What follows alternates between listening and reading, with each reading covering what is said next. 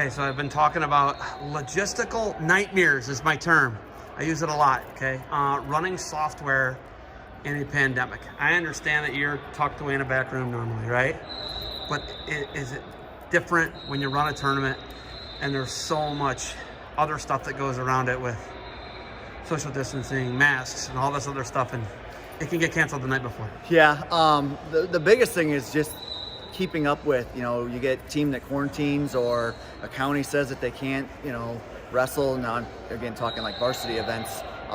You get, it's very dynamic. You might be flopping a team in, and there's people, like last weekend I was down at Finley and we did League Chicken duels, and we swapped out a team. I believe there's a possibility we're swapping out another team for this weekend coming up possibly. Just, it's, quarantines, team doesn't have enough people to compete, and then you gotta find somebody else to take the spot.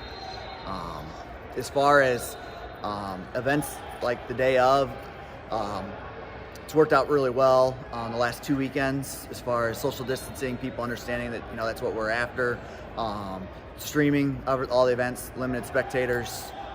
So that's a big thing right now, is just trying to get out there where people can view the matches because they can't be in the facility. And you use Track? I use Track for the streaming. Trackcast, yep. Yeah, and they do a really good job. Yep. Track does that. They got a nice business model with they share the profits. Yep. It's a kind of a no-brainer to go with Track. Yep. They're responsive, correct, easy to deal with. Correct. Technical issues, they usually send someone like you Yep. with the equipment. Yep. It's kind of awesome, right? Yeah, it's great. The overlays, you got the score built right into it. For the archiving of the matches, so people can go back and see them later. Instead of going through a 3 or 4 hour long YouTube video, each match is saved. You can click on that kid's name, it'll take you right to the match. It's phenomenal. So they're really easy to deal with. Yes, very streamlined. Correct. You're taking a hit on events this year. Maumee Bay would be the one that I would think of where they're trying. I don't even know if Oregon Clay is going to have anything this year. They're shut down through January 12th, I want to say. 11th, something crazy like that. All Lucas County schools. That's the marquee event in Northwest Ohio. There's just no question. The Pit's a great event. Correct. But the crown jewel of events is Maumee Bay. Yep. Would you agree with that? I would agree. Great competition. It's not happening. Yeah. It's probably not happening. No, it's not happening. They are doing a one-day dual meet that day, 16, so everybody will get 5 matches. So they are still doing a smaller event, to my knowledge. Last time I was in contact with the AD, that's what they were telling me. As of right now. As of right now, yes. As of right now. We know nothing. That could Crazy, change right? in a heartbeat, just because Lucas County extends the shutdown of sports and stuff. It's very dynamic as far as what's going on, and what it changes by the hour almost. I mean, there's always something new coming down. Someone's got something else, or the county shuts down, and now you're looking for other teams to get in, because that there's Lucas County teams that can't come to the event now. So, and then you kind of hit on it a little bit. The Pit would probably be number 2 in Northwest Ohio, probably, as far. They were holding out till this week, and they are not having the Pit in its traditional fashion. It's going to be 12 teams. 12 teams, 2 days. Yeah. 12 teams, 2 days. If I would have told you at last year's Maumee Bay Classic, hey, next year the Pit's going to be twice the size of the Maumee Bay Classic, you'd have laughed in my face. Yep. I'd have laughed in your face likewise. Yep. Because that's how crazy all this is, right? Like, I got Monday Night Football tickets for tomorrow night. When I bought them 2 weeks ago, I was like, I might just be buying a digital screenshot of a ticket. I don't know what I'm going to get here, right? Yep. It's wild, right? Yeah, no, it's really wild. I mean, to be to the point that we're actually having an open event like this, speaks volumes for the OAC as well, because a lot of schools aren't letting them come into the building and have any kind of, youth wrestling events. There's it's all very private few facilities. Yes. If you want to do anything, it's all Correct. And the thing about OAC, what has made it thrive for 2 decades, is they're able to use school facilities. Yep. Now, at the end of the year, you're at a private facility, Yep. right? And then you got some other events that are private facilities. But 95% of everything OAC does is in public schools. Correct. Or private schools. Correct. Which none of them are having that. Correct.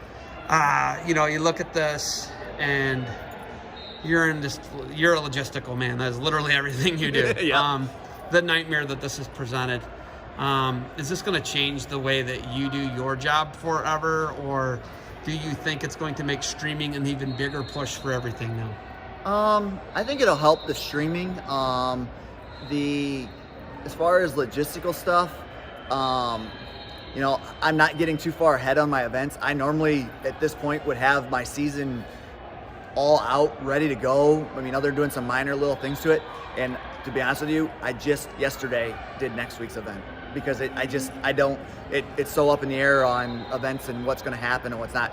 And there's, to be honest with you, there is not a single tournament varsity-wise or even junior high that is going to happen this year until you get to conference championships and sectionals and districts. We don't even.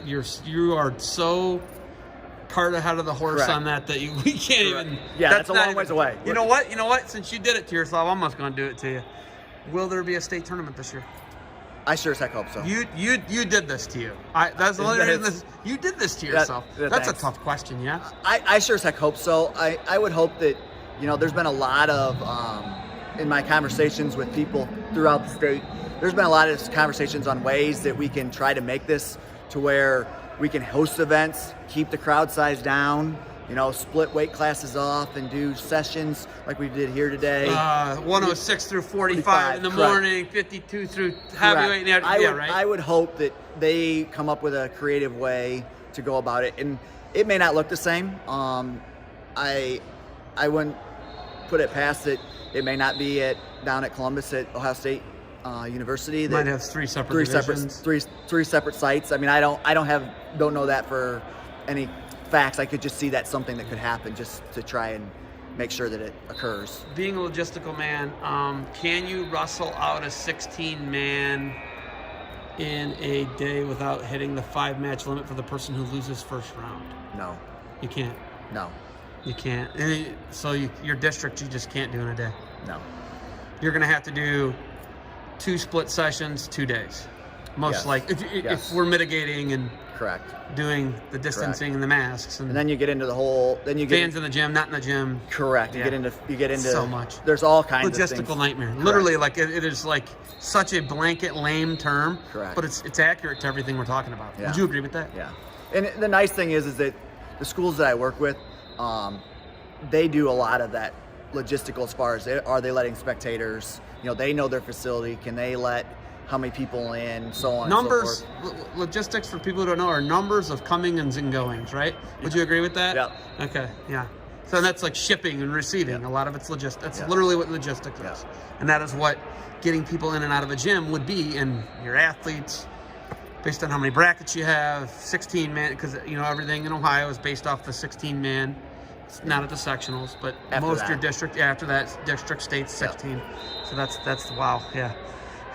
Listen, I haven't had a headache yet today, but after this one with all the number talk, kind of gets me. You got anything else for me? I don't. I am out of defense soap. I am out of defense soap because normally we've been hitting the. I've been hitting the. What I've been hitting? A bar or body wash. So you know, I don't have the props with me, but are you a bar or body wash man? I like the bar. Well, here, first off, hold on. The question is getting lame and tired quick. And I was like, I got to move on because normally I just walk up to people and hand them the product. Now, bar or body wash. Well, if you're 30 or above, you're going to say bar. You're 30 or above, you're a rough and tumble guy, you're a bar. Yeah. And then you got some patsies like me who are body wash, sure, whatever. A 41-year-old guy that does body wash, like, I don't know, I'm an alien, you know, right? So, all right, Wags, you got anything else? I'm good? Nope, thanks for doing all that you do for sport, covering, you know, getting it out there for everybody to see. I mean, you do a phenomenal job. Does you can choose to answer this or don't. Does the Sandusky Bay Conference, does any conference have you contracted to do their conference as of right now? Yes. Can you reveal the conference? That the conference is?